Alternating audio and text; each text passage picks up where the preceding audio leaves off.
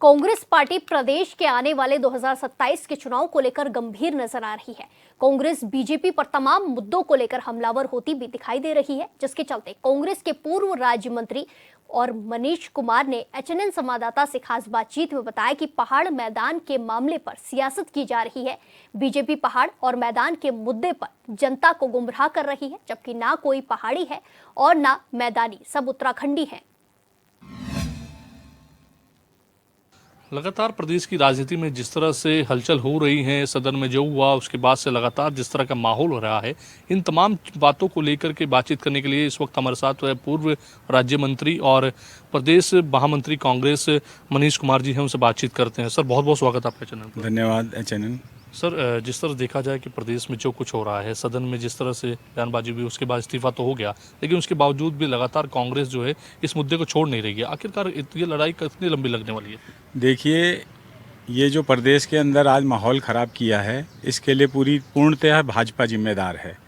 भाजपा ने ही इसकी शुरुआत करी और जिस प्रकार से उत्तराखंड के लोगों के लिए अनशन बोला गया, उसकी हम कड़े शब्दों में निंदा करते हैं। हम सब उत्तराखंडी हैं, हम सब उत्तराखंडियत के रक्षक हैं और किसी भी प्रकार से राज्य के पहाड़ के लोगों की हम कतई बर्दाश्त नहीं करेंगे कि कोई हमारी बेइज्जती करे, कोई हमारे को गाली दे। ये किसी भी कीमत पर बर्दाश्त नहीं किया जाएगा। और जिस प्रकार से भाजपा ने इस प्रदेश के अंदर जो माहौल ख़राब किया है और कर रही है, उसके लिए कांग्रेस पार्टी सड़कों पर धरना प्रदर्शन रैलियां करने जा रही है।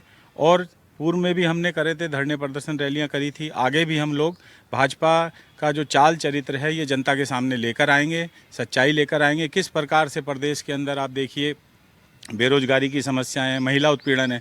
आज तक हमारी बहन बेटी जो अंकिता भंडारी थी, उसको आज तक न्याय नहीं मिल सका है। वो वीआईपी का नाम आज तक सामने नहीं आया है, जो वीआईपी उसमें शामिल था। तो आखिर ये प्रदेश जा कहाँ रहा है? बीजेपी इस प्रदेश को लेकर आखिर जा कहाँ रही है? भाजपा को इन सब मुद्दों का जवाब देना पड़ेगा। प्रदेश में बेरोजगारी बढ़ती जा रही है, लोग बेरोजगार होकर घूम रहे हैं, सड़कों पर संघर्ष कर रहे हैं, आंदोलन कर रहे हैं रोजगार के लिए। लेकिन भाजपा क्या कर रही है? कितनों को रोजगार दिया भाजपा ने 7-8 साल में? केंद्र सरकार बताए, राज्य सरकारें बताएं, आखिर इन्होंने कितने लोगों को रोजगार दिया है? महिला उत्पीड़न जगह जगह देखने में आ रहा है, महिलाओं के ऊपर उत्पीड़न हो रहा है। क्या कार्रवाई हो रही है? भाजपा के लोग उसमें शामिल हैं, उनके खिलाफ कोई कार्रवाई नहीं होती है। आए दिन हमें सुनने को मिलता है, आज यहाँ पर महिलाओं के संग दुर्व्यवहार हुआ, आज इस जिले में हुआ, आज उस जिले में हुआ, उनके खिलाफ भी कोई कार्रवाई नहीं होती। प्रदेश के अंदर अपराधी खुलेआम घूम रहे हैं।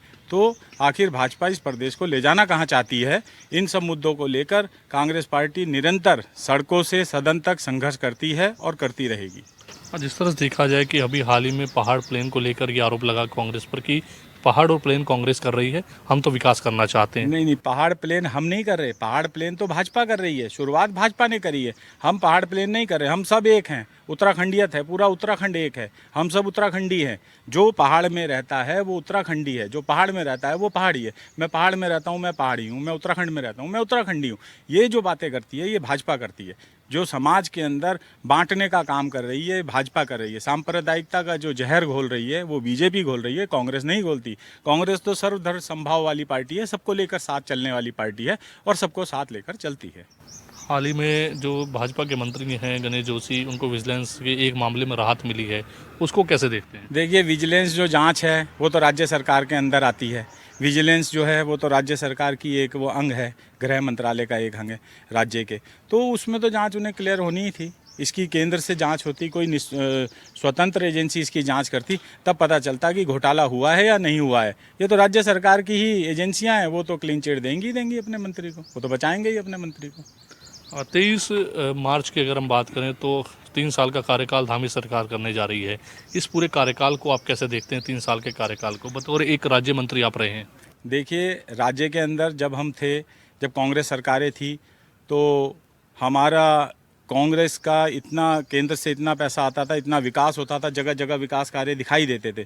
लेकिन 3 साल इस भाजपा सरकार को पूरे हो गए हैं और होने जा रहे हैं। इनका ना तो ये बेरोजगारों के लिए कोई कार्य योजना लेकर आए, कि कितने बेरोजगारों के लिए कहाँ रोजगार दे रहे हैं, कितनों को इन्होंने रोजगार दिया है। महिलाओं के लिए इनके पास कुछ नहीं है, दलितों के लिए कुछ नहीं है, अन्य समाज के जो अन्य अंग हैं उनके लिए इनके पास कोई रोड मैप नहीं है, कहीं कुछ नहीं है। विकास की बात करें तो ये जो फ्लाईओवर आप देहरादून में देखते हैं, ये कांग्रेस के टाइम में बने हुए फ्लाईओवर है। मैं माननीय मुख्यमंत्री जी से पूछना चाहूँगा, आप केवल ये बता दें, आप इतने साल से सत्ता में हैं, आपने एक नया फ्लाईओवर कोई बनाया है? पूरा देहरादून हरिद्वार रोड से शुरू होता है जाम रिस्पना पुल तक, बाईपास तक पूरा जाम, आईएसबीटी पूरा जाम रहता है। आखिर ये जाम झेलती कौन है? जनता झेल रही है। आप बताएं, राज्य सरकार बताए, इन्होंने कितने फ्लाईओवर देहरादून के अंदर या उत्तराखंड के अंदर बनाए हैं? एक भी फ्लाईओवर ये सरकार नहीं बना पाई है। और ये बोलते हैं विकास कर रहे हैं, पूरे प्रदेश के अंदर गड्ढे गड्ढे हैं। चलिए, बहुत बहुत धन्यवाद सर हमारे साथ जुड़ने के लिए। तो ये थे हमारे साथ मनीष कुमार जी, जो पूर्व दर्जा मंत्री रहे हैं राज्य के, और साथ ही साथ अब प्रदेश में महामंत्री के तौर पर कांग्रेस में काम कर रहे हैं। इन्होंने साफ तौर पर सवाल किया है कि आखिरकार प्रदेश सरकार क्या कर रही है, और इन्होंने कहा कि लगातार जो कांग्रेस थी वो विकास कार्य करती थी, और विपक्ष में बैठकर अब लगातार ये सवाल कर रहे हैं कि आखिरकार किस तरह का सरकार काम करने का काम कर रही है।